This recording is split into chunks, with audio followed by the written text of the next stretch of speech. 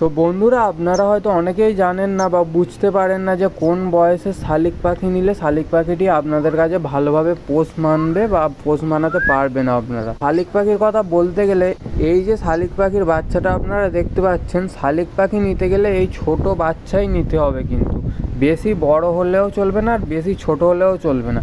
কারণ আপনি যদি বেশি বড় শালিক পাখির বাচ্চা নিয়ে নেন, তাহলে সেই বড় শালিক পাখিটা কিছুতেই আপনার কাছে পোষ মানবে না। আর যদি আপনি অনেক ছোট শালিক পাখির বাচ্চা নিয়ে নেন, তাহলে সেই ছোট শালিক পাখির বাচ্চাটা কী হবে, অযত্ন হলে বা কোনো প্রবলেম সমস্যা হলে মারা যাবে অল্প সময়ের মধ্যে।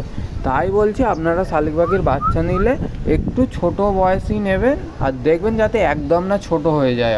শালিক পাখির বাচ্চার বয়স 10 থেকে 12 দিন হলে তবে আপনারা নেবেন।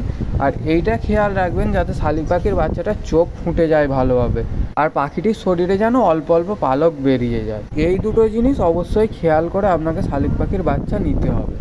আর এই সমস্ত কিছু খেয়াল রেখে আপনি যদি শালিক পাখির বাচ্চা নেন, তাহলে দেখবেন শালিক পাখির বাচ্চাটা খুব অল্প দিনের মধ্যে আপনার কাছে টেম হয়ে গেছে। তো ভিডিওটি ভালো লেগে থাকলে অবশ্যই একটি লাইক করে দেবেন। চ্যানেলে নতুন হলে চ্যানেলটিকে অবশ্যই সাবস্ক্রাইব করে দেবেন। ধন্যবাদ।